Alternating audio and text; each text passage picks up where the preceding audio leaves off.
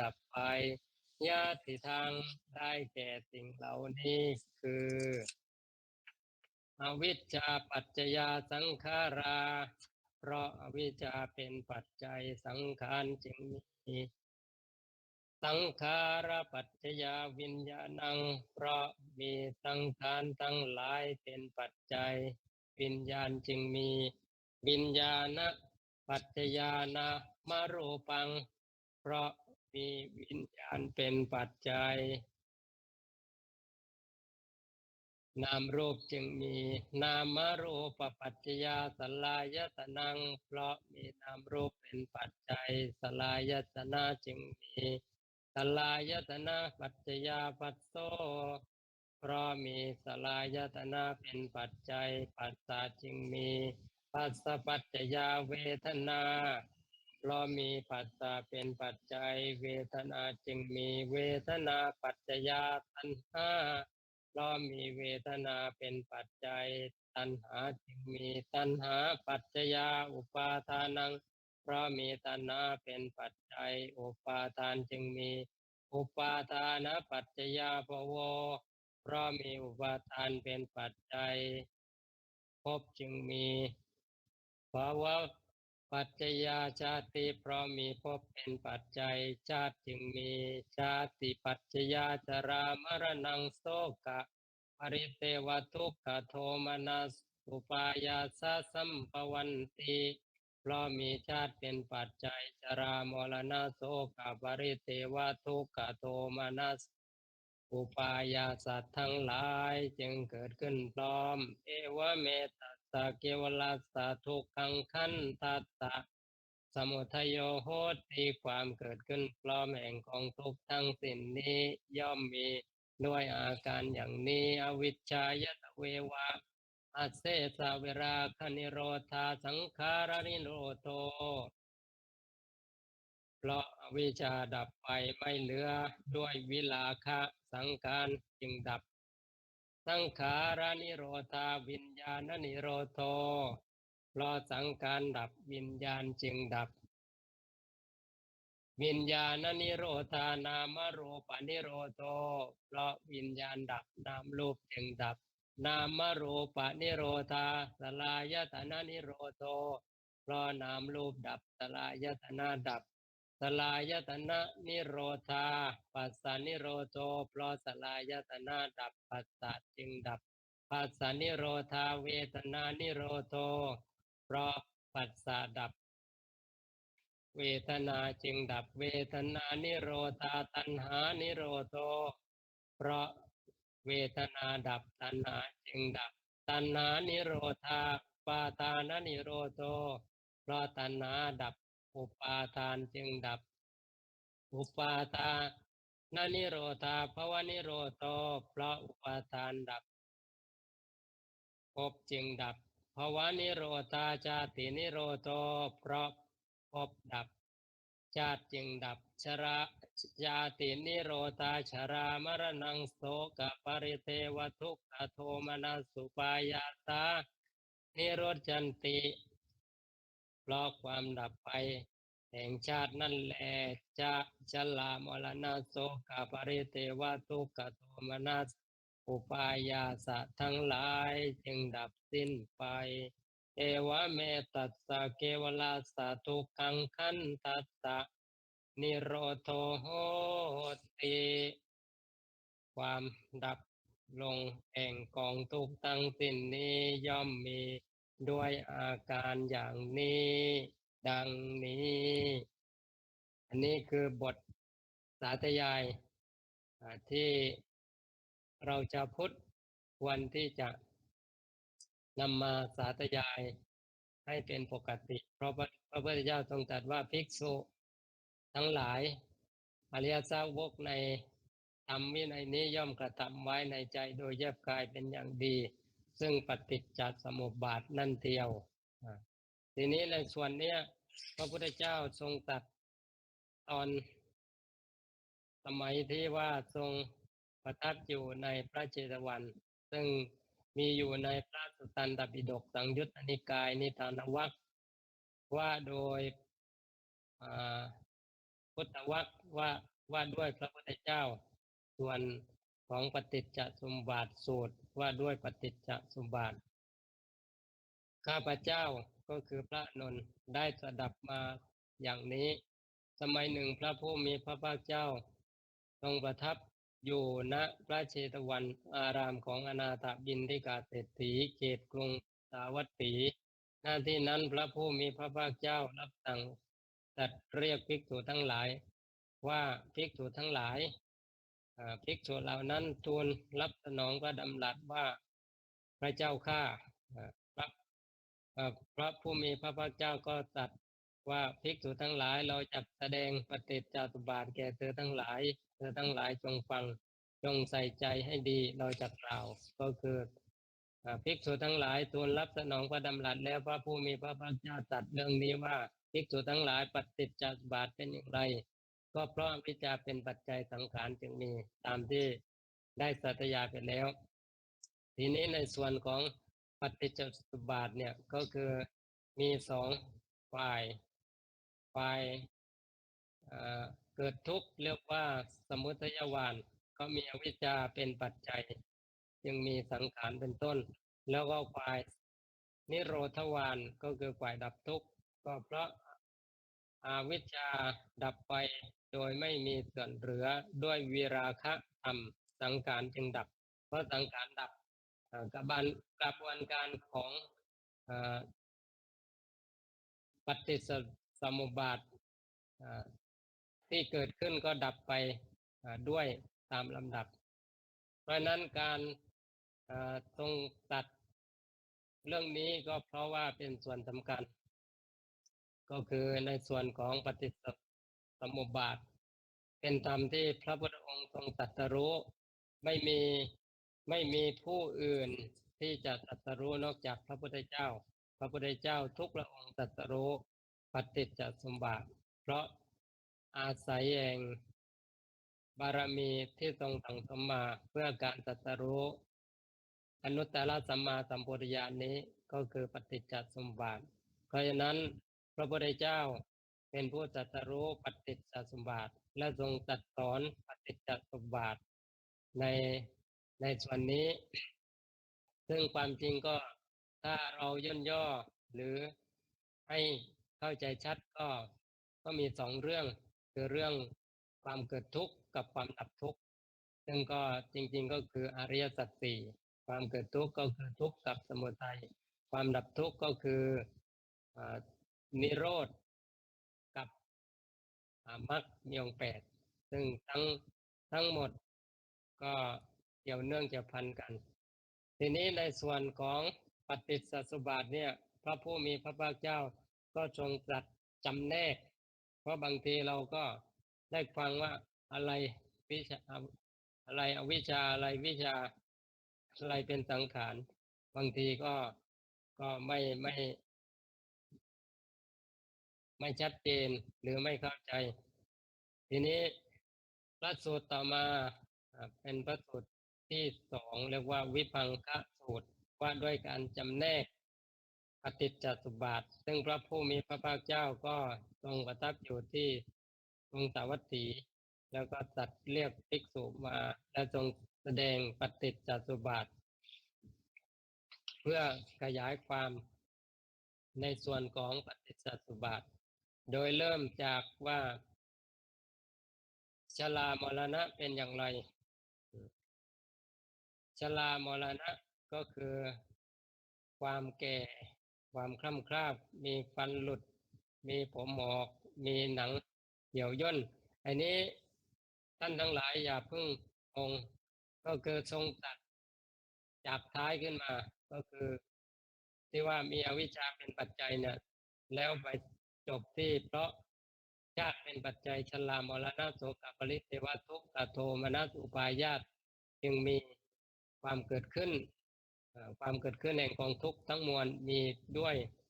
มีได้ด้วยประการฉะนี้เพราะว่าตอนที่ทรงตรัสรู้เนี่ยพระสัมมาสัมพุทธเจ้าทรงยกเอาเรื่องที่เกิดขึ้นที่ทรงเผชิญก่อนเพราะว่าสิ่งที่ทรงเผชิญก็ที่เป็นเหตุให้ทรงออกมาพิเนศกรม เรียกว่าทรงออกบวชเพราะเห็นความจริงของชีวิตคือความทุกข์ซึ่งความจริงของชีวิตก็คือที่ทรงเห็นตอนที่เป็นพระโพธิสัตว์คือเป็นเจ้าชายสิทธัตถะอยู่เมื่อออกประพาสพระนครก็ได้เห็นคนแก่แล้วก็คนแก่คนเจ็บคนตายตรงนี้ก็ยังฝังพระทัยอยู่ว่านี่คือความทุกข์แล้วอะไรที่เป็นเหตุให้เกิดทุกข์และจะพ้นทุกข์ได้อย่างไรนี่ก็ทรงอ่ายกเรื่องนี้ขึ้นมาเมื่อพระทัยของพระองค์สงบตั้งมั่นเป็นสมาธิแล้วยกความจริงนี้ขึ้นมาเพื่อเป็นหาข้อเท็จจริงว่าอ่าชาติชรามรณะเนี่ยก็เพราะว่ามีชรามรณะคือความแก่และความตายเนี่ยที่เป็นปัญหาที่ทรงพบเห็นอยู่เนี่ยว่าเป็นอย่างไรก็คือความชราก็คือความแก่ความคล่ำคล้าความมีสภาพที่ไม่คงที่อยู่เช่นที่เราเห็นก็มีฟันหลุดอ่าผมหอกมีหนังเหี่ยวย่นมีความเสื่อมแห่งอายุมีความแก่อมแห่งอินทรีย์ในสัตว์ทั้งหลายของสัตว์ทั้งหลายนั้นๆนี่เรียกว่าชาตินี่เรียกว่าชรามรณะเป็นอย่างไรคือความจุติความเคลื่อนไปความทำลายความหายไปความตายกล่าวคือมฤตยูการทำกาละความแตกแห่งสังขารความทอดทิ้งร่างกายความขาดแห่งชีวิตอินทรีย์ของสัตว์เหล่านั้นจากหมู่สัตว์นั้นๆเรียกว่ามรณะทีนี้ในส่วนของชาติและชราเนี่ยถ้าว่าโดยปรมัตถ์และในส่วนของชราเนี่ยโดยปรมัตถ์ก็คือความเปลี่ยนแปลงที่ไปสู่ความแตกดับความแตกดับก็คือมรณะ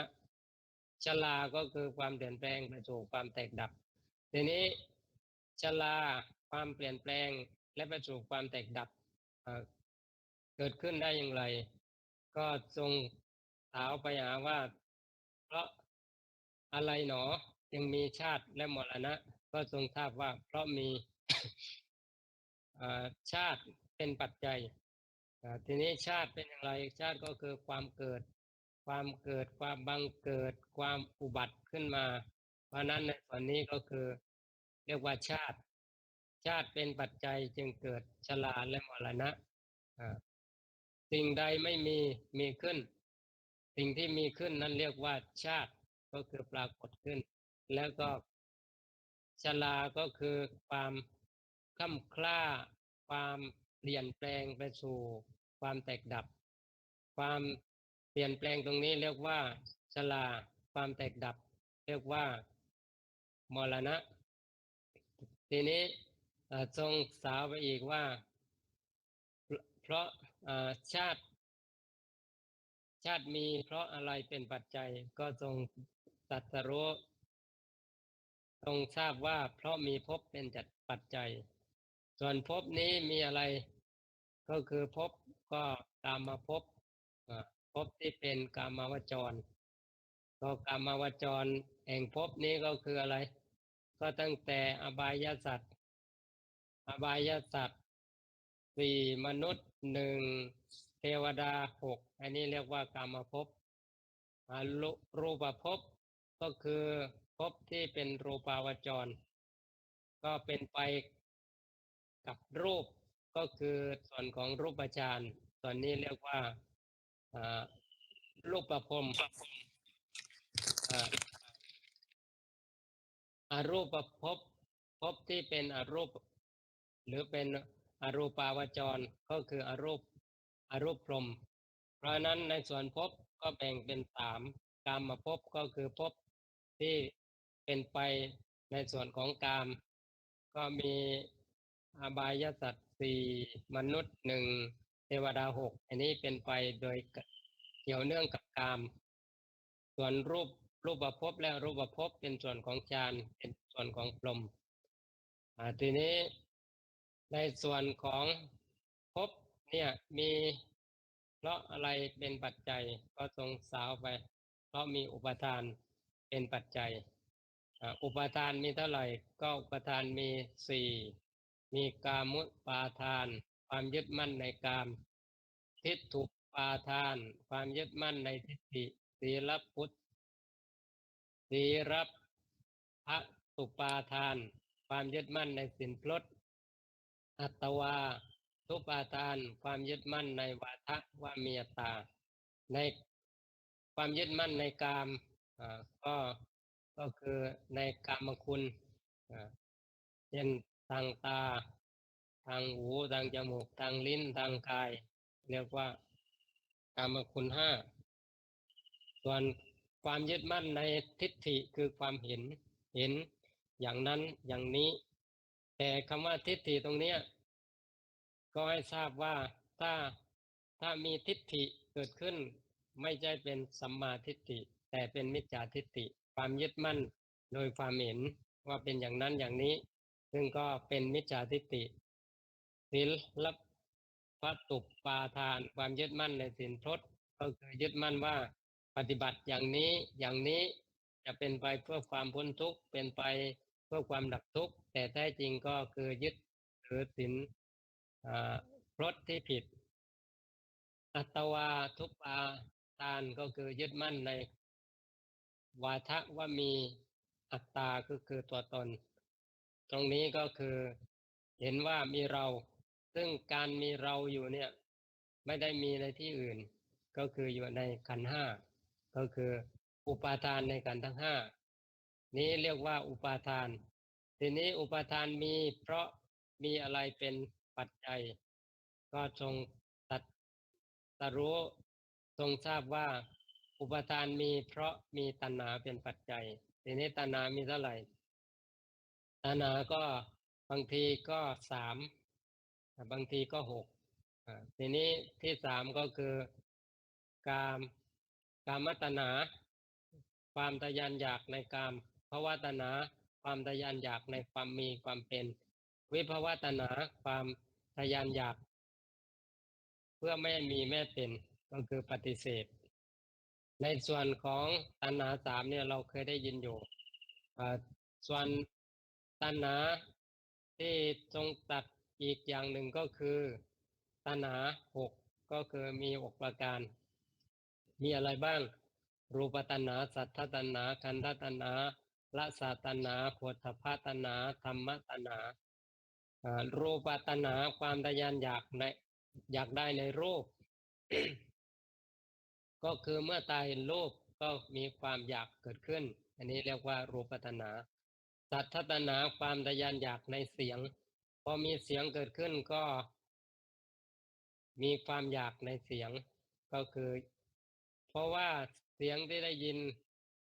รูปที่เห็นเสียงได้ยินหรือว่ากลิ่นที่ได้รับรสที่รับรสโผฏฐัพพะที่รับการกระทบความรู้สึกเย็นร้อนอ่อนแข็งหรือธรรมารมณ์ความรู้สึกนึกคิดในธรรมารมณ์ต่างๆเพราะว่าเป็นส่วนที่น่ายินดีน่าพอใจจึงก่อให้เกิดตัณหาก็เกิดตั้งแต่รูปตัณหาความทะยานอยากในรูปถ้าสมมติว่ารูปที่เห็นไม่น่าพึงพอใจความทะยานอยากในรูปนี้ก็ไม่อาจที่จะบังเกิดซึ่งถ้าอธิบายอีกอย่างหนึ่งก็ได้ว่ารูปตัณหาเนี่ยความทะยานอยากในรูปเนี่ยถ้าอยากได้เข้ามาเนี่ยก็เป็นกามตัณหาถ้าอยากให้มีอยากให้เป็นก็เป็นภวตัณหาทีนี้รูปที่เห็นไม่เป็นที่ประสบเรียกว่าไม่ยินดีพอใจประสบพบเจอแล้วไม่น่าพอใจก็เรียกว่ามีความผลักไสความผลักไสความทะยานอยาก ในการผลักไสคือไม่อยากให้มีไม่อยากให้เป็นตรงนี้ก็เรียกว่าเป็นวิภวตัณหาเพราะนั้นในส่วนตัณหา6เนี่ยมีรูปตัณหาจนถึงธรรมตัณหาเนี่ยก็คือแต่ละข้อก็มี3อยู่ก็คือกามตัณหาอ่าความทะยานอยากในในรูปนั้นที่ที่เป็นไปในส่วนของกามอยากได้ในส่วนของกาม ก็คือรูปที่น่ายินดีน่าพอใจถ้ารูปที่อยากให้มีอยากให้เป็นอยู่เช่นนั้นก็เป็นภาวะตัณหาในรูปนั้นถ้าอยากจะทำลายอยากให้หมดสิ้นไปเรียกว่าเป็นวิภวตัณหาเพราะนั้นแต่ละข้อก็คือมีตัณหาซ้อนเข้าไปอีก3รูปตัณหาก็มีกามตัณหาภวตัณหาวิภวตัณหาสัทธตัณหาความทะยานอยากในเสียงคำว่าทะยานอยากเนี่ยไม่ใช่ว่าอยากจะเอาเข้ามาอย่างเดียวแต่อยากที่จะผลักไสนี่ก็เป็นการอยากด้วยเหมือนกันเป็นตัณหาด้วยเหมือนกันเพราะนั้น ในส่วนของตัณหาเนี่ยอยากเอาเข้ามาก็เป็นกามตัณหาอยากเอาเข้ามาอยากให้มีก็เป็นวิภวตัณหาอยากไม่ให้มีไม่ให้เป็นก็เป็นเอ่อเดี๋ยวนะอยากได้ให้อยากได้ก็เป็นกามตัณหาอยากให้มีอยากให้เป็นก็เป็นภาวะตัณหาไม่อยากให้มีไม่อยากให้เป็นก็คืออยากเช่นเดียวกันก็คืออยากปักใสก็เป็นวิภวะตัณหาเพราะนั้นสรุปว่าในตัณหา6ก็คือในรูปในเสียงในกลิ่นในรสในโผฏฐัพพะและก็ธรรมารมณ์ทั้งหมดเนี่ย6 อย่างเนี่ยก็มีซ้อนอยู่อีก3ก็คือแต่ละข้อก็มีกามตัณหาภวตัณหาวิภวตัณหานี่ก็คือส่วนตัณหาทีนี้ทรงสาวไปหาว่าตัณหามีเพราะอะไรเป็นเหตุเป็นปัจจัยก็ทรงทราบว่าเพราะมีเวทนาเป็นปัจจัยเวทนามีเท่าไหร่ก็มี6ก็คือเวทนาจักขุสัมผัสสะชาเวทนาเกิดจากสัมผัสทางตาอันนี้ก็คล้ายกันก็คือเกิดเวทนาทางตาทางหูทางจมูกทางลิ้นทางกายทางใจเมื่อมีการสัมผัสเพราะนั้นเมื่อมีการสัมผัสก็ก่อให้เกิดเวทนาทีนี้เวทนาที่เกิดขึ้นเนี่ยเกิดขึ้นทางตาเวทนาที่เกิดขึ้นถ้าสมมติว่าสิ่งนั้นน่ายินดีพอใจก็เกิดสุขเวทนาถ้าไม่น่ายินดีพอใจก็เป็นทุกขเวทนาถ้าหากว่ารู้สึกเฉยๆก็เป็นอทุกขมสุขเวทนาเป็นเวทนาที่เรียกว่าพ้นเหลือไม่ใช่สุขหรือทุกข์เพราะฉะนั้นในส่วนของจักขุเวทนาที่เกิดจากสัมผัสทางตาก็มีเวทนา3ซ้อนอยู่ด้วยเช่นเดียวกันก็คือสุขเวทนาเมื่อชอบใจทุกขเวทนาเมื่อไม่ชอบใจหรือรู้สึกเฉยๆก็เป็นอทุกขมสุขเวทนาเพราะนั้นดังนั้นก็คือเวทนา6ตรงนี้ก็มีเวทนาซ้อนแต่ละข้อเนี่ยอีก3ให้ท่านทั้งหลายเข้าใจว่าพอตาเห็นรูปก็เกิดความชอบขึ้นมาก็เกิดสุขเวทนาถ้าเกิดความชังก็เกิดเป็นทุกขเวทนาถ้ารู้สึกเฉยๆก็เป็นอทุกขมสุขเวทนาเวทนาจึงมี6แล้วก็มีย่อยๆออกไปอีกข้อละ3ส่วนนี้เรียกว่าเวทนาคือการเสวยอารมณ์ที่เกิดทางตาทางหูทางจมูกทางลิ้นทางกายทางใจส่วนเวทนาเนี่ยมีอะไรเป็นเหตุเป็นปัจจัยจึงเกิดเวทนาก็ทรงทราบว่าผัสสะเป็นปัจจัยผัสสะก็คือการกระทบก็คือความประจวบเหมาะก็คือตาประจวบเหมาะกับรูปก็คือสีหรือสิ่งที่เห็นเรียกว่ารูปารมณ์โสตสัมผัส ก็คือการสัมผัสทางหูก็คือการกระทบทางหูโดยมีสิ่งที่ไปเกี่ยวเนื่องก็คือเสียงตาเกี่ยวเนื่องกับสีหรือรูปารมณ์หูเกี่ยวเนื่องกับเสียงจมูกเกี่ยวเนื่องกับกลิ่นลิ้นเกี่ยวเนื่องกับรสกายเกี่ยวเนื่องกับสัมผัสสัมผัสก็คือสัมผัสเย็นร้อนอ่อนแข็งใจก็สัมผัสในการกระทบความรู้สึกทางธรรมารมณ์เพราะฉะนั้นในสัมผัส6เนี่ยก็คือจักขุสัมผัสโสตสัมผัสกานะสัมผัสจิวหาสัมผัสกายะสัมผัสมโนสัมผัสเรียกว่าปัสสะ6ปัสสะมีเหตุอะไรเป็นปัจจัยปัสสะก็มีสลายตนะเป็นปัจจัยสลายตนะก็คืออะไรอายตนะทั้งหกอายตนะทั้งหกก็คือหมายถึงข้างในแต่ถ้าว่าโดยครบถ้วนก็คือมีข้างนอกอีกข้างนอกอีก6ด้วยเช่นกันแต่ตรงนี้ก็เอาข้างในก่อนอายตนะทั้ง6ก็คือสลายตนะมี6ประการก็คือจักขวายตนะอายตนะคือตาโสตายตนะอายตนะคือหูคาคานายตนะอายตนะคือจมูกชิวหายตนะอายตนะคือลิ้นกายายตนะอายตนะคือกายมนายตนะอายตนะคือใจคำว่าอายตนะเนี่ยถ้าแปลเป็นภาษาไทยของเราก็คือธรรมที่มีความเชื่อมต่อเพราะนั้นตาที่เป็นอายตนะก็เป็นธรรมชาติที่ไปเชื่อมต่อกับอะไรเชื่อมต่อกับสิ่งที่เห็น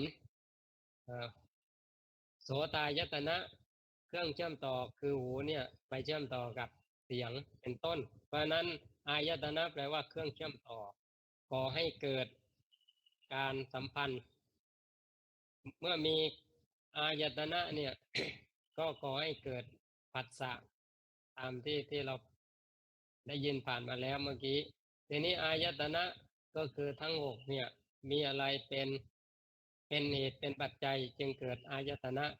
ก็ทรงทราบว่าเพราะมีนามรูปเป็นปัจจัย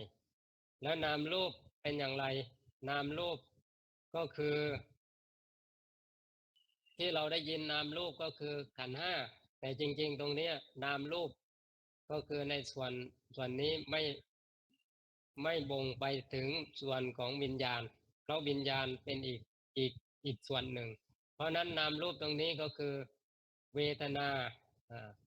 ความเสวยอารมณ์สัญญาความจำได้หมายรู้เจตนาความจงใจผัสสะความกระทบแล้วก็มนสิการความกระทำไว้ในใจนี้เรียกว่านามเพราะนั้นในส่วนนามเนี่ยก็คือเวทนาสัญญาเจตนาผัสสะมนสิการ5 อย่างเนี่ยเรียกว่านามก็คือเวทนาหนึ่งสัญญาหนึ่งเจตนาหนึ่งผัสสะหนึ่งมนสิการอีกหนึ่งในส่วนนามตรงนี้เป็นกระบวนการที่ก่อให้เกิดการรู้สึกขึ้นมาได้ทีนี้ในส่วนของรูปเป็นส่วนที่ไม่อาจที่จะรู้สึกเพราะว่าเขาเป็นแค่วัตถุทีนี้ในส่วนของรูปเนี่ยก็คือมหาภูตรูปสี่และก็รูปที่อาศัยมาภูตรูปอีกสี่เรียกว่ารูปเพราะนั้นรูปตรงนี้ก็คือรูป28มหาภูตรูปสี่ก็คือปัตวีอาโปเตโชวายโยก็คือเป็นรูปที่ใหญ่แล้วก็มีรูปที่เข้ามาอาศัยในมหาภูตรูปสี่นี้อีก24รวมแล้วเป็นรูป28ก็คือทั้งมหาภูตรูปสี่และอุปาทายรูปอีก24เรียกว่ารูป28ซึ่งในส่วนของนามรูปตรงนี้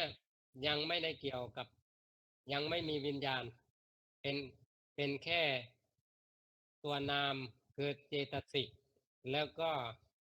ตัวรูปเพราะนั้นในส่วนนามตรงเนี้ยก็คือเจตสิกแล้วก็รูปทีนี้ส่วนนามรูปเนี่ยมีอะไรเป็นปัจจัยจึงเกิดนามรูปก็ทรงทราบว่ามีวิญญาณวิญญาณตัวนี้ก็คือเป็นจิตจิตมีเท่าไหร่ก็คือมีหกก็คือวิญญาณหกวิญญาณหกก็คือมีจักขุวิญญาณความรู้แจ้งอารมณ์ทางตาโสตวิญญาณความรู้แจ้งทางหูกาณวิญญาณความรู้แจ้งทางจมูกชิวหวิญญาณความรู้แจ้งทางลิ้นกายวิญญาณความรู้แจ้งทางกายมโนวิญญาณความรู้แจ้งทางใจเรียกว่าวิญญาณหกในส่วนของวิญญาณเนี่ยจะเห็นว่าแยกออกต่างหากจากนามรูปนามรูปก็คือนามก็คือเจตสิกรูปก็คือรูปส่วนวิญญาณก็แยกต่างหากซึ่งในส่วนนี้ส่วนของวิญญาณก็คือเป็นจิตเพราะนั้นในส่วนจิตกับนามรูปเนี่ยแยกออกมาให้ท่านทั้งหลายเข้าใจตรงนี้ว่านามรูปตรงนี้ไม่ใช่ขันธ์ห้าแต่ว่าต้องพร้อมต้องพร้อมไปจนถึงโน่นถึงชาติชราโน่นนะถึงจะเกิดเป็นขันธ์ห้าที่สมบูรณ์ทีนี้ในส่วนของวิญญาณเนี่ยวิญญาณหกตั้งแต่จักขุวิญญาณจนถึงมโนวิญญาณเนี่ยมีอะไรเป็นปัจจัยก็ทรงทราบว่ามีสังขารเอ่อทั้งหลายเป็นปัจจัยซึ่งสังขารทั้งหลายมีอะไรถ้าว่าโดยกายวจีแล้วก็จิตก็เรียกว่ากายสังขารสภาวะที่ปรุงแต่งทางกายก็เรียกว่าสังขารวจีสังขารสภาวะที่ปรุงแต่งทางวาจาก็เรียกว่าวจีสังขารจิตตสังขารเรียกว่าภาวะปรุงแต่งทางจิตเรียกว่าจิตตสังขารอันนี้ก็เรียกว่าสังขารทั้งหลายกับอีกอย่างหนึ่งที่เราได้ยินได้ฟังอยู่ก็คือสังขารมีสามในส่วนที่เป็นบาปเรียกว่าอปุญญาพิสังขารสังขารที่เป็นฝ่ายบาปฝ่ายบุญก็มีเรียกว่าปุญญาพิสังขารและฝ่ายที่สูงกว่าก็คืออาเนนชาพิสังขารสังขารที่เป็นรูปฌานอรูปฌานเพราะนั้นในส่วนสังขารเนี่ยก็จะนำไปสู่ภพชาติได้ด้วยเช่นเดียวกันก็คืออย่างอปุญญาพิสังขารก็ส่งไปในส่วนของอบายสัตว์ก็คืออบายภูมิสี่ก็คือมีนรกสัตว์นรกเปรตอสุรกายสัตว์เดรัจฉานเพราะอำนาจของสังขารก็คืออปุญญาพิสังขารคือบาปแล้วก็ในส่วนของปุญญาพิสังขารสังขารที่ปรุงแต่งไปในส่วนของบุญก็มีอะไรให้ทานรักษาศีลมีศีลมีการเจริญให้ทานรักษาศีลเป็นต้นเนี่ยก็เป็นส่วนของปุญญาพิสังขารส่วนอเนนชาพิสังขารก็คือในส่วนของภาวนาภาวนาก็สมถะภาวนาก็ทำให้เกิดรูปฌานอรูปฌานซึ่งซึ่งในส่วนของปุญญาพิสังขารก็ให้ผลก็คือตั้งแต่มนุษย์หนึ่งเทวดาอีกหกส่วนอเนนชาพิสังขารก็คือรูปฌานอรูปฌานก็ไปในส่วนของพรหมก็คือรูปภพและอรูปภพเพราะนั้นในส่วนของสังขารเกี่ยวเนื่องกับไปสู่ภพไปสู่การเกิดด้วยทีนี้อะไรเป็นปัจจัยให้เกิดสังขารก็ทรงตรัสรู้ว่าอาวิชชาเป็นปัจจัยให้เกิดสังขารเพราะมีอวิชชาเป็นปัจจัยยังเกิดสังขารทั้งหลายทีนี้อวิชชาคืออะไรคือความไม่รู้ความไม่รู้ตรงนี้คือไม่รู้ในอะไรอ่าไม่ไม่รู้ตรงนี้ไม่ได้หมายถึงว่าเราไม่รู้เรื่องประเทศนั้นเรื่องประเทศนี้ไม่รู้เรื่อง อ่าเทคโนโลยีสมัยใหม่อะไรอย่างนี้ไม่ใช่ไม่ใช่อวิชชาคำว่าอวิชชาตรงนี้แปลว่าไม่รู้หรือรู้ไม่จริงคำว่าไม่รู้หรือรู้ไม่จริงเนี่ยก็คือไม่รู้ในอริยสัจสี่ก็คือไม่รู้ในทุกข์ไม่รู้ในสมุทัยทุกขสมุทัยเหตุให้เกิดทุกข์ไม่รู้ในทุกขนิโรธคือความดับทุกข์ไม่รู้ในทุกขะ นิโรธากามินีปฏิปทาข้อปฏิบัติให้ถึงซึ่งความดับทุกข์อันนี้คือย่อๆก็คือความไม่รู้ในอริยสัจสี่ชื่อว่าอวิชชาเพราะนั้นถ้ามีคำถามว่าอวิชชาคือไม่รู้อะไรก็คือไม่รู้ในอริยสัจสี่ถ้ารู้ในอริยสัจสี่อวิชชาก็ก็อยู่ไม่ได้อันนี้คือการจำแนกแจกแจงว่าอะไรเป็นอะไรในส่วนของธรรมที่เราได้รับทราบก็คือปฏิจจสมุปบาททีนี้ในส่วนนี้ถ้าทราบแค่นี้บางทีเราก็ยังปฏิดประต่อเรื่องไม่ชัดเจนว่าแล้วจะเอามาใช้ประโยชน์อย่างไรในฐานะที่เราเป็นชาวพุทธเราจะเอาประโยชน์จากการเรียนรู้หรือเข้าใจหรือเอ่อฟังปฏิจจสมุปบาทได้อย่างไรเพราะว่าส่วนนี้ยังเป็นแค่คำอธิบายที่ที่ยังไม่ได้เรียกว่าลงลึกในสภาวะซึ่งถ้าลงลึกในสภาวะก็ต้องขยายอธิบายให้ชัดเจนขึ้นไปอีกซึ่งในส่วนที่กล่าวถึง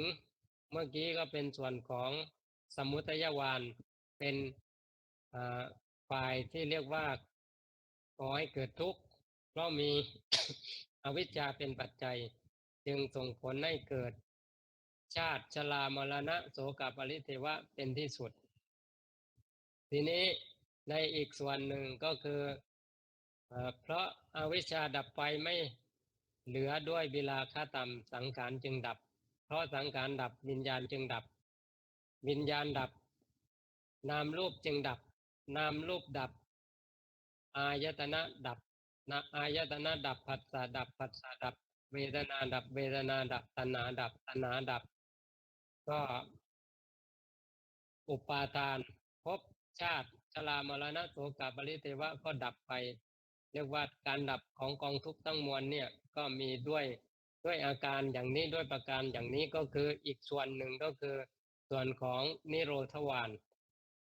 ทีนี้ในส่วนของปฏิจจสมุปบาทเกี่ยวเนื่องอะไรกับชีวิตของเราถ้าตามอธิบายตามที่ได้กล่าวมาเนี่ยบางทีบางท่านก็ยังคลุมเครือยังมองไม่ออกว่าเกี่ยวเนื่องอะไรกันในส่วนของอวิชชาเนี่ยคือความไม่รู้ในอริยสัจสี่อ่าทีนี้บางทีเรียกว่าไม่รู้ในธรรม8ประการนอกจากอริยสัจสี่แล้วก็ขยายออกไปอีกสี่ซึ่งตรงนี้เราก็ค่อยศึกษาหาความรู้ได้ในส่วนของความไม่รู้ในอริยสัจสี่เนี่ยก็ในขณะปัจจุบันเนี่ยที่เกิดขึ้นขณะปัจจุบันมีอะไรเกิดขึ้นก็ตอนนี้ก็มีเสียงเกิดขึ้นถูกไหมขณะที่เราฟังธรรมเนี่ยเสียงก็เกิดขึ้นถ้าเรามองเห็นรูปด้วยก็มีเห็นผู้บรรยายอยู่เพราะนั้นได้ยินเสียงด้วยเห็นรูปด้วยเพราะนั้นตรงนี้ก็คือสภาพที่เรียกว่าทุกข์ที่เกิดขึ้นทุกข์ที่เกิดขึ้นก็คือความเป็นจริงที่เกิดทางตาทางหูอ่าทางหูทางตาทางหูถ้าคิดขึ้นมาก็ทางใจอันนี้เรียกว่าความทุกข์ที่เกิดความทุกข์ตรงนี้ก็ไม่ใช่อื่นไกลความทุกข์ตรงนี้ก็คือขันธ์ห้าขันธ์ห้าที่เกิดขึ้นในส่วนของขันธ์ห้าที่เกิดขึ้นเนี่ยก็คือเกิดทางตาก็เป็นขันธ์ห้ามีความพร้อมสับความพร้อมสับตรงนี้ก็เป็นปฏิจจสมุปบาทด้วยเช่นเดียวกันเพราะนั้นการรู้ตามความเป็นจริงตรงนี้ก็คือรู้ปฏิจจสมุปบาท ก็คือรู้ว่านี่คือทุกข์นี่คือทุกขสมุทัยนี่คือทุกขนิโรธนี่คือทุกขนิโรธกามินีปฏิปทาก็คือรู้อริยสัจสี่ตามความเป็นจริงตรงนี้เพราะฉะนั้นในส่วนอวิชชาคือไม่รู้ตามความเป็นจริงตรงนี้ก็คือความเป็นจริงตรงนี้ก็อริยสัจสี่เกิดอยู่แต่ว่าไม่รู้ไม่รู้ตรงนี้เพราะอะไรก็เพราะไม่ใส่ใจโดยอุบายอันแยบคายก็คือโยนิโสมนสิการโยนิโสมนสิการก็คือทำในใจโดยอุบายอันแยบคายว่าเมื่อสิ่งนี้มีสิ่งนี้ย่อมมีเพราะความเกิดขึ้นแห่งสิ่งนี้สิ่งนี้จึงเกิดขึ้นเมื่อสิ่งนี้ไม่มีสิ่งนี้ย่อมไม่มีเพราะความดับไปแห่งสิ่งนี้สิ่งนี้จึงดับเพราะนั้นในส่วนนี้ก็คือ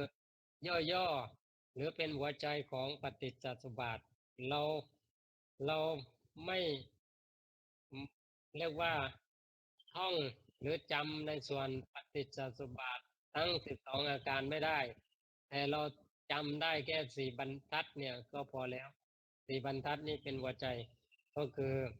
อิมัตสมิงสติทางโหติเมื่อสิ่งนี้มีสิ่งนี้ย่อมมีอิมัตสุปาตาอิตังอุปัจจติเพราะความเกิดขึ้นแห่งสิ่งนี้สิ่งนี้จึงเกิดขึ้นอิมัตสมิงอสติตังนาโหติเมื่อสิ่งนี้ไม่มีสิ่งนี้ย่อมไม่มีอิมัสสะนิโรธาอิตังนิรุจจติเพราะความดับไปแห่งสิ่งนี้สิ่งนี้จึงดับไปแล้วอะไรอะสิ่งนี้สิ่งนี้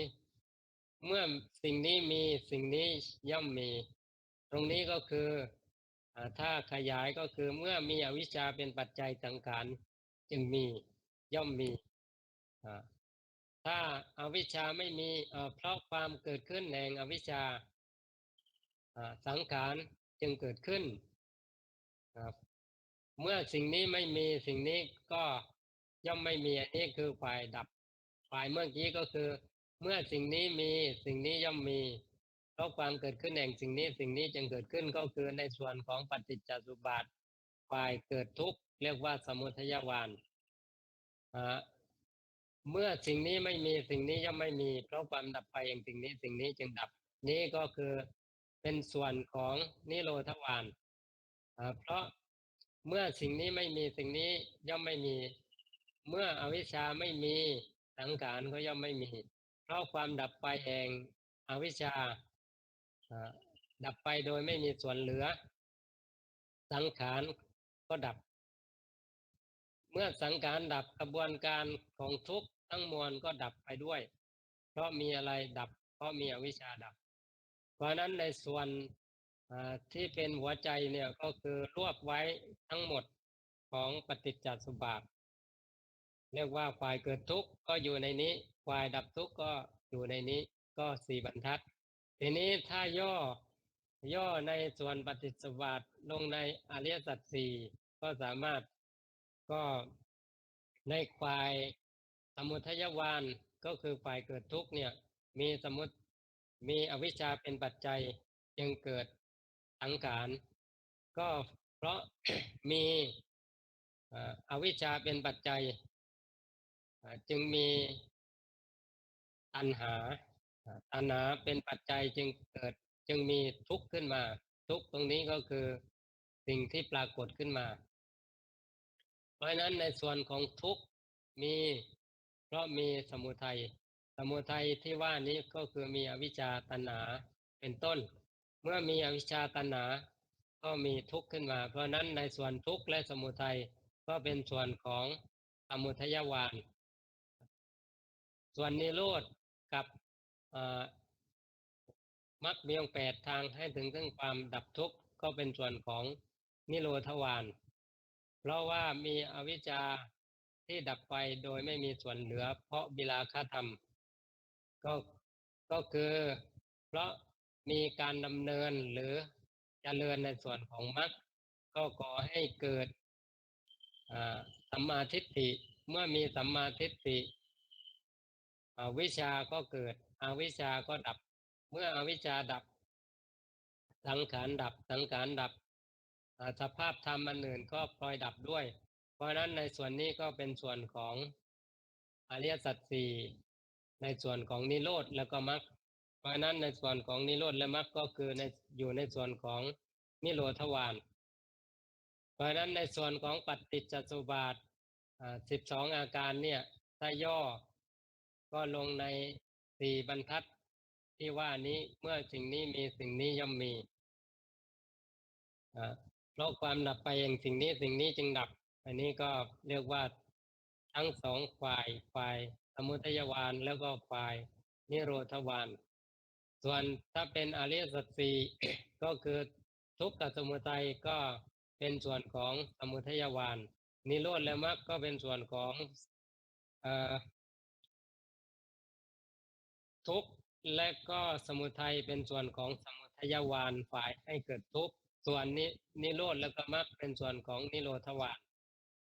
เพราะนั้นในส่วนปฏิจจสุบาทก็คืออริยสัจสี่อริยสัจสี่ก็คือปฏิจจสุบาทจึงเรียกว่าไม่ได้ต่างกันแค่แค่ชื่อแต่ความหมายก็คืออันเดียวกันทีนี้ในส่วนเนี้ยเอ่อ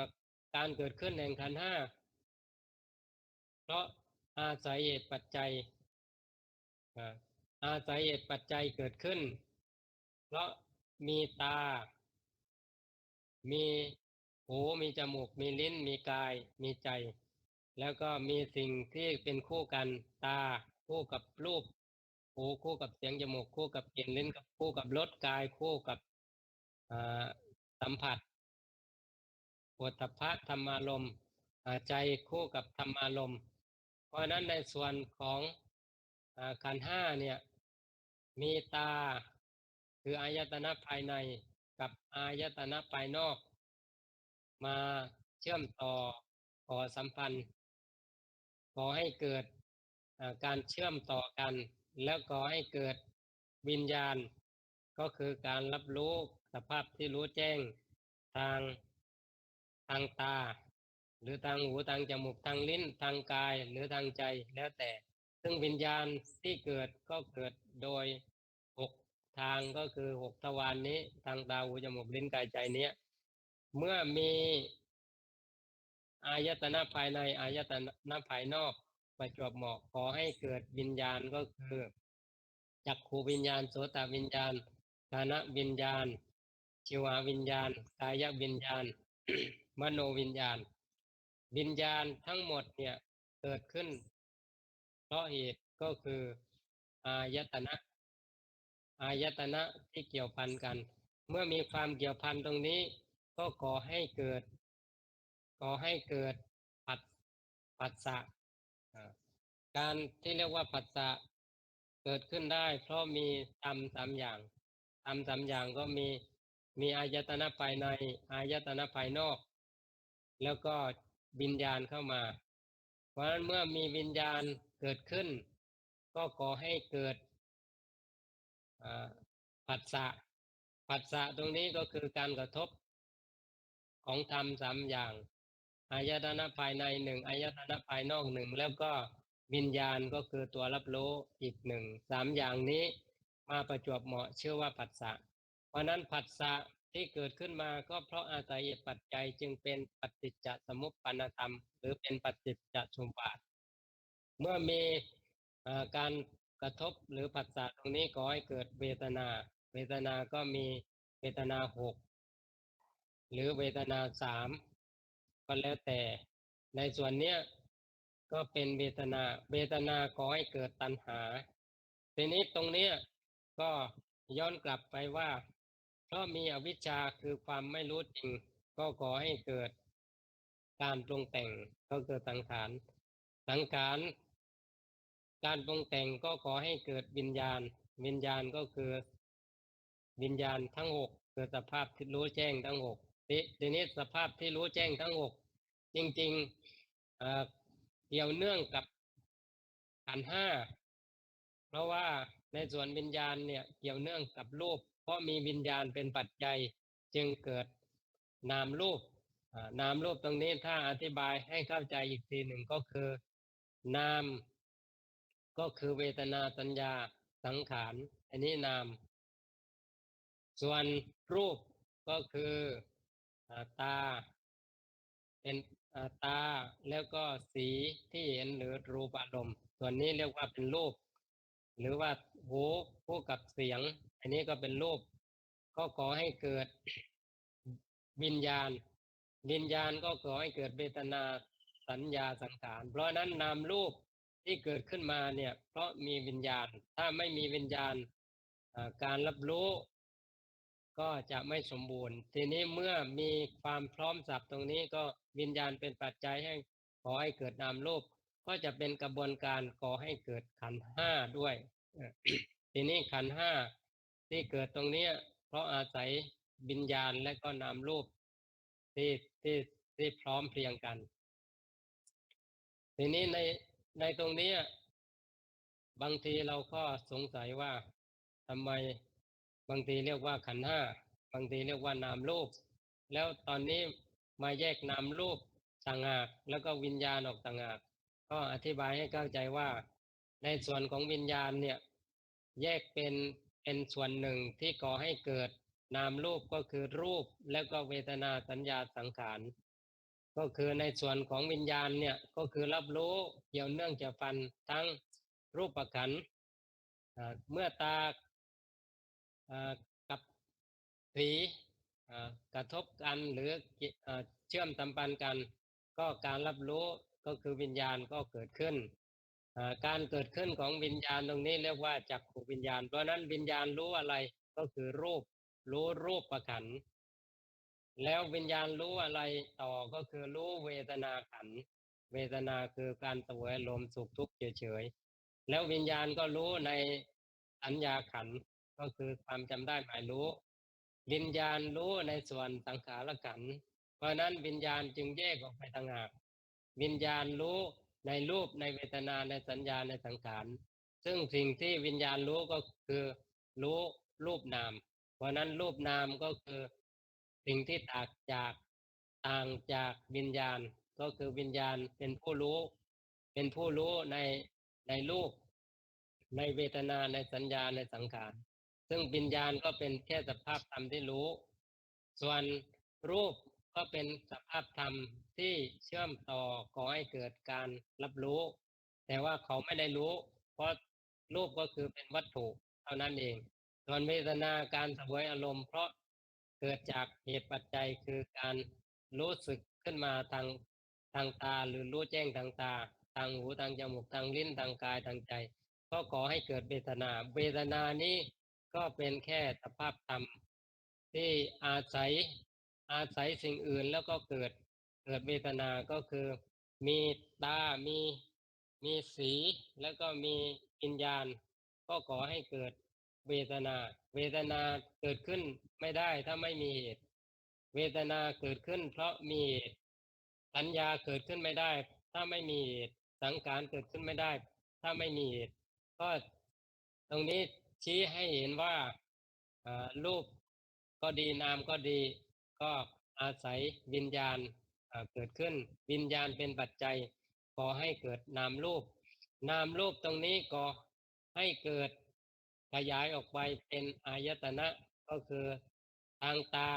ก็เป็นจักขวายตนะเป็นต้นทางใจเรียกว่ามนายตนะเป็นที่สุดอายตนะทั้งหกซึ่งก็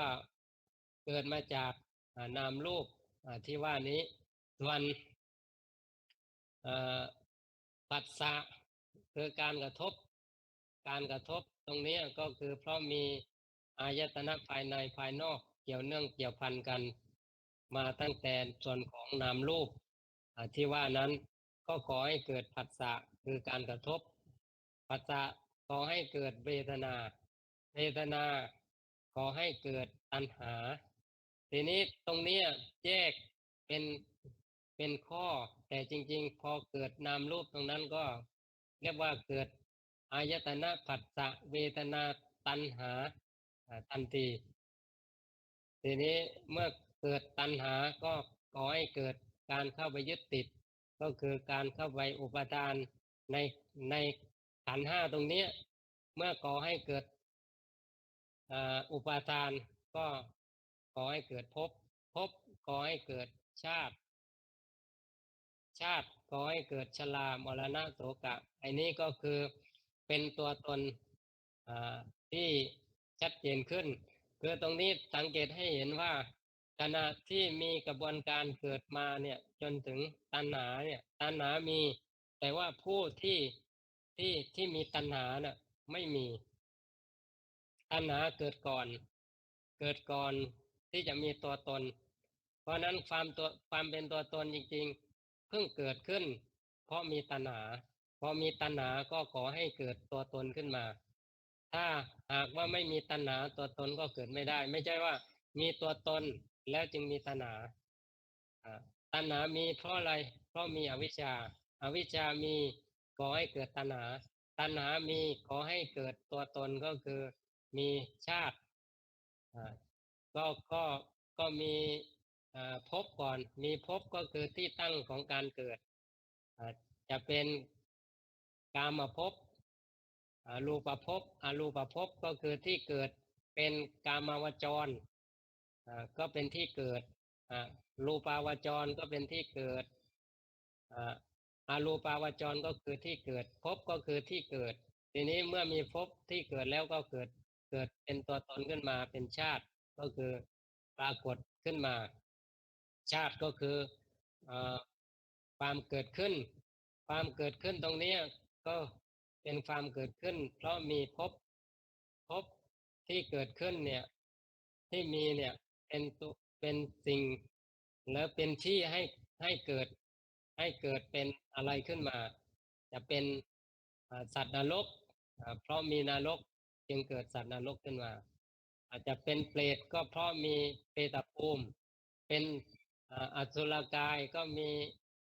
อ่าภูมิของอสุรกายเป็นสัตว์เดรัจฉานก็มีภูมิของสัตว์เดรัจฉานจึงเกิดความเป็นขึ้นมาในส่วนนั้น ทีนี้ในส่วนเอ่อของความเป็นมนุษย์ก็มีภพก็คือมนุษย์ภูมิก็เมื่อมีภูมิแห่งมนุษย์ก็ความเกิดเป็นมนุษย์ก็เกิดขึ้นก็เป็นชาติเพราะฉะนั้นความเป็นตรงนี้ความเกิดตรงนี้ก็มีความเปลี่ยนแปลงแล้วก่อให้เกิดความแตกสลายก็ดับสิ้นไป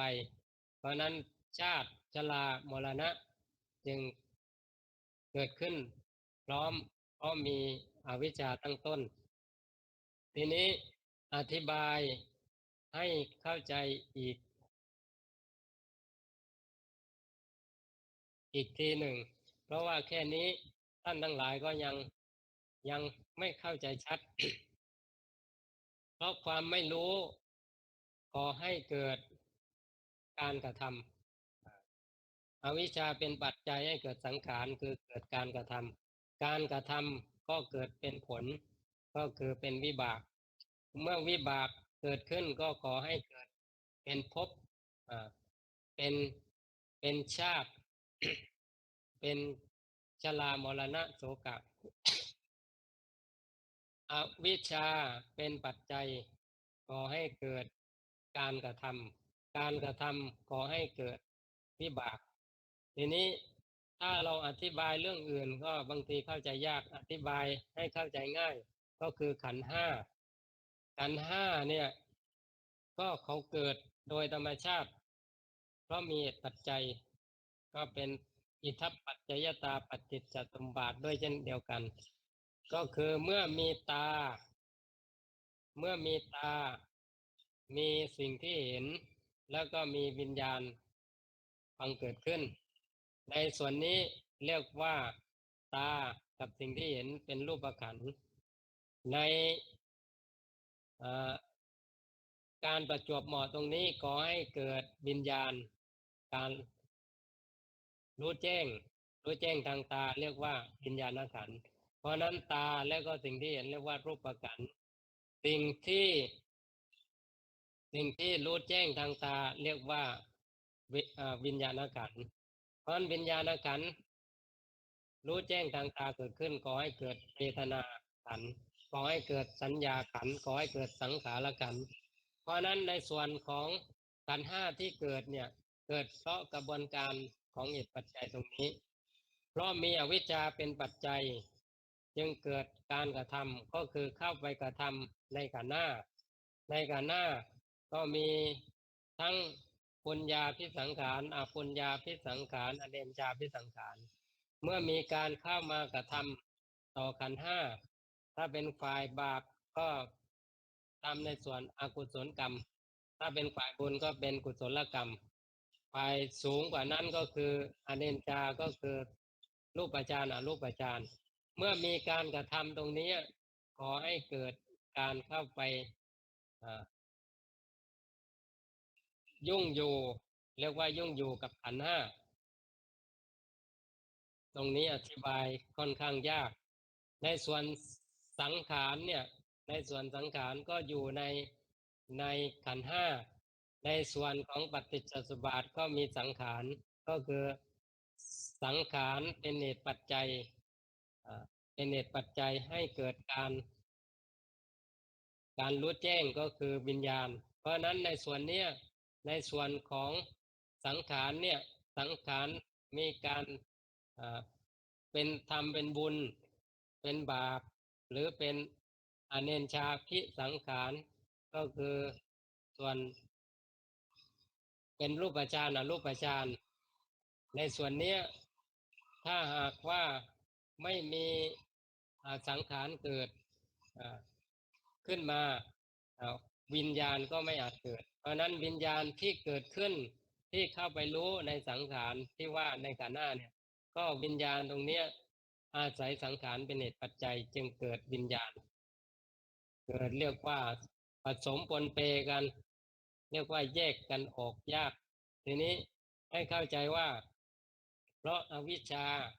เป็นปัจจัยจึงเกิดการเข้าไปกระทำในขันธ์ทั้งห้ากระทำอย่างไรก็คือเข้าไปสมมุติว่าการเห็นเกิดขึ้นก็ถ้าเห็นส่วนที่ดีก็มีการเข้าไปกระทำก็คืออยากจะรักษาไว้อยากจะให้อยู่อย่างนี้ก็เป็นการกระทำถ้าสิ่งที่เห็นเป็นสิ่งที่ไม่ถูกใจเป็นภาพที่ไม่น่าพอใจก็คิดจะทำลายก็การคิดที่จะทำลายตรงนี้ก็เป็นกระบวนการของกรรมเป็นสังขารเข้าไปกระทำก็คือเข้าไปผลักไสเข้าไปทำให้หมดไปสิ้นไปตรงนี้ในส่วนของขันธ์ห้าเพราะนั้นเมื่อมีการกระทำต่อขันธ์ห้าตรงนี้ขอให้เกิดภพเกิดชาติและเกิดชรามรณะตามมาแต่ว่าทำอย่างไรถึงจะไม่เข้ามากระทำต่อขันธ์ห้าก็คือให้รู้ตามความเป็นจริงว่าขันธ์ห้านี้เขาเกิดโดยธรรมชาติก็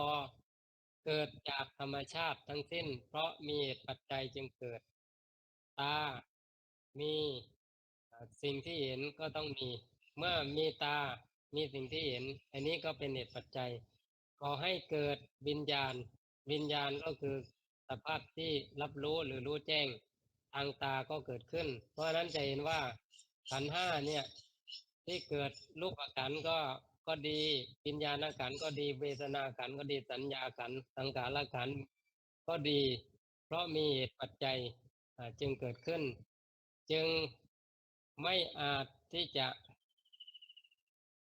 เรียกว่าเห็นหรือรู้สึกว่าเป็นเราเป็นเป็นของเราแต่ว่าแท้จริงก็เป็นแค่ธรรมชาติเพราะฉะนั้นการเห็นขันธ์ห้าที่เกิดขึ้นตามกระบวนการของปฏิจจสมุปบาทเนี่ยเป็นแค่ธรรมชาติอาศัยกันเกิดขึ้นพร้อมตรงเนี้ยก็ไม่เข้าไปยึดไม่เข้าไปทำอะไรต่อกันหน้าไม่เข้าไปก้าวก่ายไม่เข้าไปกระทำไม่เข้าไปแทรกแซงอะไรทั้งสิ้นเพราะนั้นเมื่อไม่เข้าไปแทรกแซงเพราะเหตุอะไรก็เพราะเหตุว่ามีวิชาคือความรู้ที่ถูกต้องว่าอันนี้คือทุกข์ที่เกิดขึ้นจากเหตุปัจจัยก็คือสมุทัยเพราะนั้นทุกข์ตรงนี้ก็คือขันธ์ห้าแล้วสมุทัยที่เป็นเหตุให้เกิดทุกข์ตรงนี้ก็คืออ่าอวิชชาตัณหาเป็นต้นขอให้เกิดทุกข์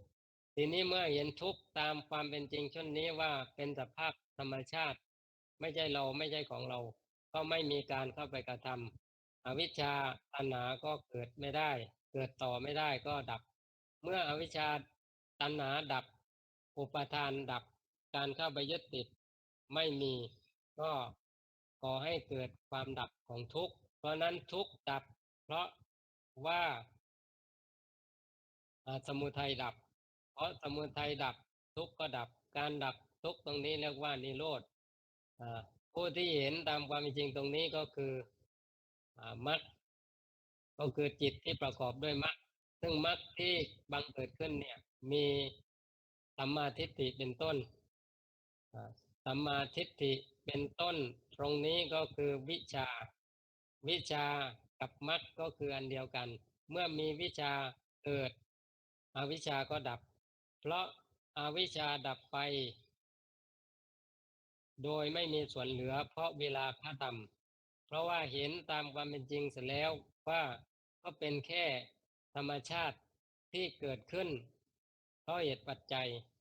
แล้วก็ดับไปดับไปหมดสิ้นไปเพราะเหตุปัจจัยดับเพราะฉะนั้นการเห็นตรงนี้เป็นการเห็นที่เรียกว่าเป็นสัมมาทิฏฐิเป็นการเห็นที่ถูกต้องเป็นการเห็นที่ไม่อาจเข้าไปยึดเข้าไปถือเรียกว่าเห็นธรรม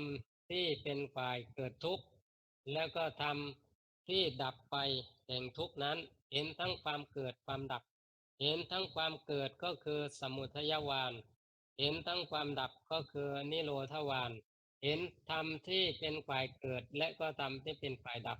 ฝ่ายเกิดก็เกิดขึ้นมาเป็นสภาพที่เรียกว่าขันธ์ห้าฝ่ายดับก็คือขันธ์ห้าหมดสิ้นไปตรงนี้ก็เห็นตามความจริงเช่นนี้ก็ไม่เข้าไปยึดไม่เข้าไปทะยานอยากไม่เข้าไป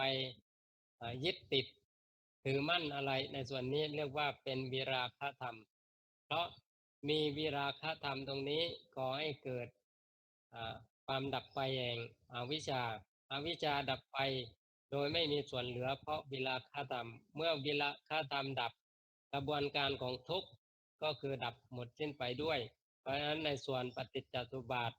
เมื่อเห็นตามความเป็นจริงอยู่เช่นนี้ทุกข์ก็เกิดขึ้นไม่ได้มีแต่ความดับเพราะนั้นในส่วนปฏิจจสมุปบาทก็จะมีส่วนของนิโรธวาณแต่ส่วนสมุทัยวาณที่ก่อให้เกิดทุกข์ก่อให้เกิดกระบวนการของทุกข์ที่เกิดขึ้นบีบคั้นจิตใจก็เกิดขึ้นไม่ได้เพราะเห็นตามความเป็นจริงว่าเป็นแค่กระบวนการขันธ์ห้าที่เกิดก็เป็นกระบวนการไม่ใช่เราไม่มีเราในขันธ์ห้าเมื่อเห็นตามความเป็นจริงเช่นนี้ไม่มีเราในขันธ์ห้าก็ไม่มีการเข้าไปยึดติดถือมั่นใดๆเรียกว่าเป็นวิราคะธรรมเมื่อเป็นวิราคะธรรมอวิชชาดับสังขารก็ดับสังขารดับวิญญาณก็ดับจนไปถึงอ่าภพดับชาติดับชราดับมรณะดับโสกปริเทวทุกขโทมนัสอุปายาสะทั้งหลายก็ดับสิ้นไปเพราะเหตุก็คืออวิชชาดับเพราะฉะนั้นในส่วนของปฏิจจสมุปบาทที่เราทั้งหลายควรที่จะเรียนรู้ก็คือมองให้เห็นว่าทั้งหมดทั้งสิ้นเป็นแค่กระบวนการของปฏิจจสมุปบาทก็คือมีการเกิดขึ้นเพราะอาศัยเหตุปัจจัยพอหมดเหตุปัจจัยเขาก็ดับไม่มีความเป็นตัวตนเป็นเราเป็นของเราเลยเพราะเห็นเช่นนี้อวิชชาก็ทำงานไม่ได้เมื่ออวิชชาทำงานไม่ได้อวิชชาเรียกว่าไม่อาจที่จะอยู่วิชาก็เกิดเมื่อวิชาเกิดก็กระบวนการของความดับทุกข์ก็มีเรียกว่าไม่มีความทุกข์เพราะฉะนั้นในส่วนของปฏิจจสมุปบาทที่เราควรเข้าใจก็คือเข้าใจให้เห็นตามความเป็นจริงว่าทุกข์เกิดเพราะมีเหตุปัจจัยอ่าทุกข์ดับเพราะมีความเข้าใจอย่างแจ่มแจ้งถูกต้องเป็นสัมมาทิฏฐิแล้วก็ไม่เข้าไปยึดถือในกระบวนการที่เกิดนั้นว่าเป็นเราเป็นของเราก็จะมีความดับแห่งทุกข์เป็นที่สุดเพราะนั้นการชี้แจงแสดงมาในวันนี้ก็เห็นว่าพอสมควรแก่กาลและเวลาก็ขอสมมุติ จุติลงแต่เพียงเท่านี้ในท้ายที่สุดนี้ขออ้างอนุภาพคุณพระศรีรัตนตรัยคุณภาพคุณพระพุทธพระธรรมพระสงฆ์อีกทั้งบุญกุศลบุญบารมีที่ท่านทั้งหลายได้สั่งสมอบรมมาดีแล้วตั้งแต่อดีตชาตินานไกลจนมาถึงบัดนี้ขอให้ท่านทั้งหลายได้แจ่มแจ้งแจ่มชัดในธรรมที่พระสัมมาสัมพุทธเจ้าทรงตรัสรู้ก็คือปฏิจจสมุปบาทแล้วแทงตลอดไปสู่อริยสัจจะทำความจริงอันประเสริฐสี่ประการคือทุกข์สมุทัยนิโรธมรรคนำไปสู่ความหลุดพ้นก็คือความดับสนิทโดยไม่มีส่วนเหลือแห่งทุกข์เหล่านั้นโดยเร็วพลันด้วยกันทุกท่านทุกคนเทิน